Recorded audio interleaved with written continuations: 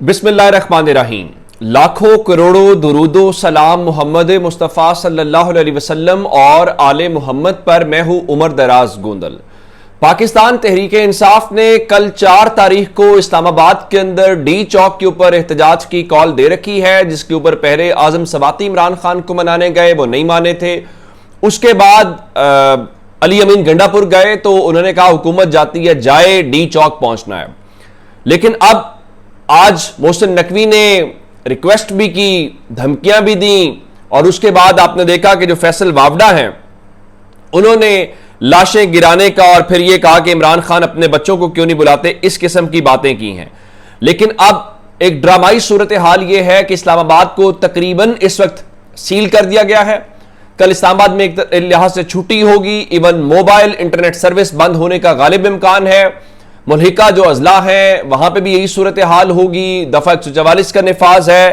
और एक खबर यह भी आई कि इस वक्त जो है वो इमरान खान को मनाने की कोशिश की जा रही है कि कल का एहतजाज डी चौक का आप मौखर कर दें। दूसरी जानिब जो वजीर खुराक है जाहिर शाह खैबर पख्तूनख्वा के, उन्होंने इस बात की तस्दीक की है कि विफाकी हुकूमत ने बाज़ाब्ता तौर पर राब्ता कर लिया है कि आप कल का जो एहतजाज है उसको जरा मौखर कर दें।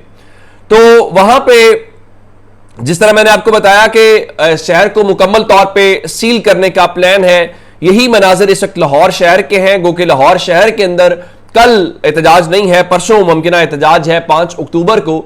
लेकिन लाहौर शहर के मीनारे पाकिस्तान के चारों अतराफ में इस वक्त जब मैं आपसे बात कर रहा हूं कंटेनर्स पहुंचा दिए गए हैं।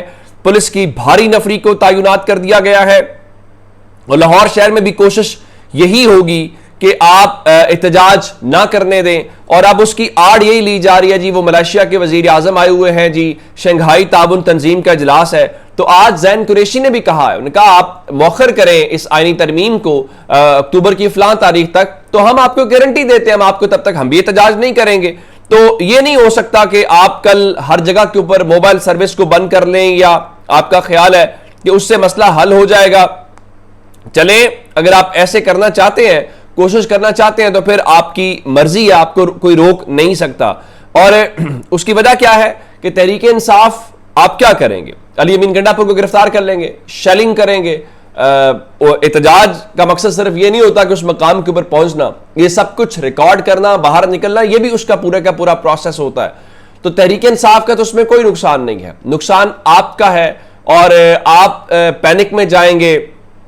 जिनको नहीं भी पता कि तहरीक इंसाफ का एहतजाज है, उनको भी पता चलेगा पाकिस्तान तहरीक इंसाफ एहतजाज कर रही है। तो आप मुकम्मल तौर पे घाटे का सौदा कर रहे हैं। मेरा नहीं ख्याल कि तहरीक इंसाफ उस बारे में कोई क्या कहते हैं कि परेशानी वाली बात है।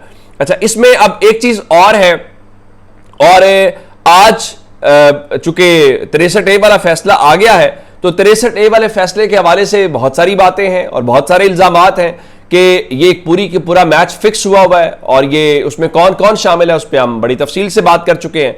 अब खबरें आ रही हैं जी, वो आईनी तरमीम का जो मामला है उस पर अब ये फैसला किया गया है कि सुप्रीम कोर्ट के किसी जज की मुद्दत मुलाजमत में इजाफा नहीं किया जाएगा, बल्कि जो आईनी अदालत में जजेस फराइज सर अंजाम देंगे उनकी जो मुद्दत है वो 3 साल बढ़ाने का फैसला किया गया है। यानी इसको आसान लफ्जों में यूं समझाएं कि काजी साहब की चूंकि वो टेन्योर खत्म हो रहा है उस मुद्दत में, तो अब काजी साहब को चूंकि 3 साल के लिए नवाजना, ये उनकी खिदमात है ना, इलेक्शन की इंजीनियरिंग में वो शामिल रहे, लोगों की चादर चार दीवारी का तकद्दुस पामाल हुआ, इंसानी हुकूक को ज़िबा किया गया पाकिस्तान के अंदर। काजी साहब आंखें बंद करके कहते रहे जो करना है करें, कोई खैर वाली बात नहीं है। और कल हुआ क्या था अदालत के अंदर, मुस्तफैन काजमी साहब जो है एक वकील, उन्होंने इनको कहा था कि ये बेंच गैर कानूनी है और हम नहीं इसको मानते।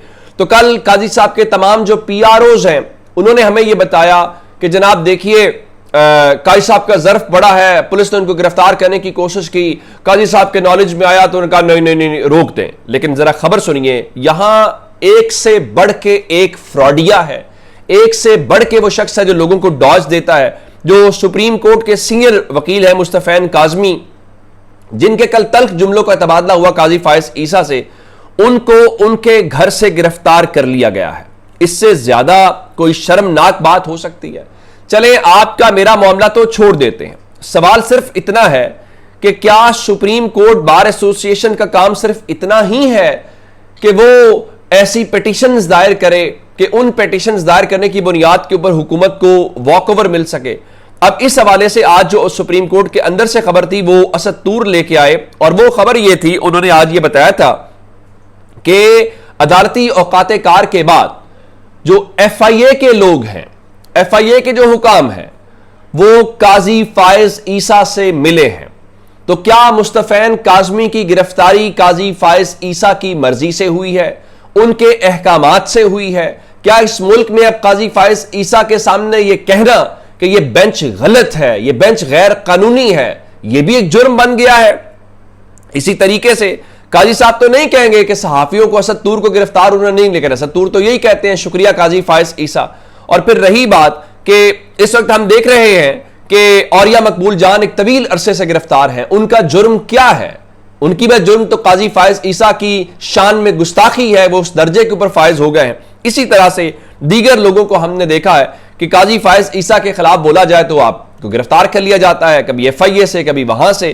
तो चले, ये वक्त गुजर जाना है। और आपने अभी तो आप एक बेकरी के ऊपर गए थे तो ये सूरत हाल हुई थी हुजूर। अभी तो वो आज लाहौर में कह रहे थे आरिफ अलवी कि मैं एक वादा लेना चाहता हूं काजी फायज ईसा साहब से कि आप रिटायरमेंट के बाद पाकिस्तान आपने रहना है, तो आप फिर देखेंगे कि पाकिस्तान के लोग क्या करते हैं।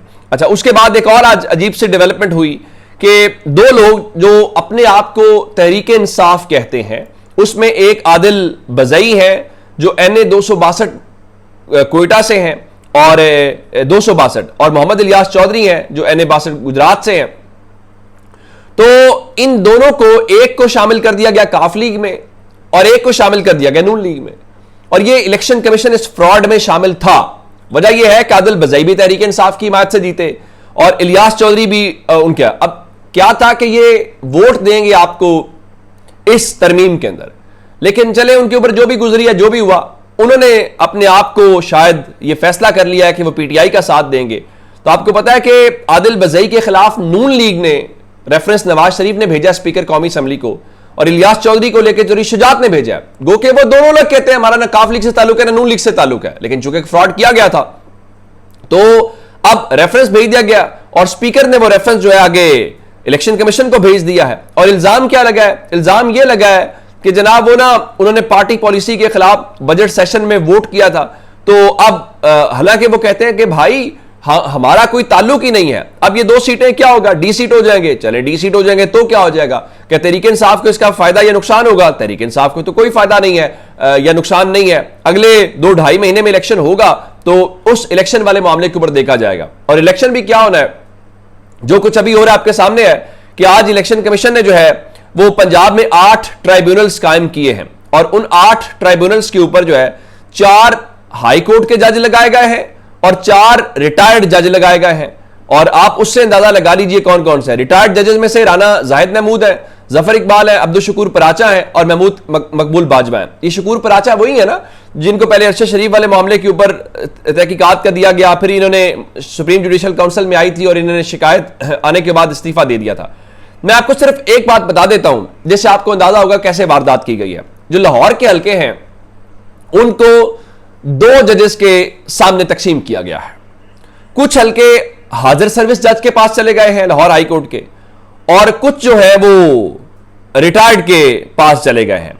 मिसाल के तौर के ऊपर जो जस्टिस रिटायर्ड राना जाहिद महमूद हैं उनके पास लाहौर के कुछ हल्के हैं, और लाहौर के कुछ हल्के जो है वो मिस्टर जस्टिस सुल्तान तनवीर साहब जो सिटिंग जज हैं उनके हवाले से है। अब ये जो मौसूफ जस्टिस रिटायर्ड राना जाहिद साहब हैं इनके सामने भला कौन कौन से वो हल्के हैं?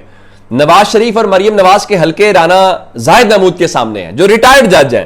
तो अब आपको पता चल गया होगा कि रिटायर्ड जज क्यों लगाए जा रहे हैं, या रिटायर्ड जज लगाने के पीछे मकासद क्या है, कैसी कैसी क्लीन चिट मिलनी है कि हाजिर सर्विस से हमें इंसाफ नहीं चाहिए, हमें मर्जी का इंसाफ चाहिए। तो चलें मर्जी का इंसाफ ले लें। और दूसरी जानिब जो उमर अयूब है उन्होंने ट्वीट किया है कि खुफिया एजेंसियों के जो लोग हैं वो एबटाबाद में हमारे लोगों को ढूंढ रहे हैं, MNA वगैरह को। इससे अंदाजा लगा लीजिए कि ये तरमीम कैसे होनी है और इसमें कौन कौन क्या किरदार अदा कर रहा है। अपना बहुत सारा ख्याल रखिएगा। खुदा हाफिज।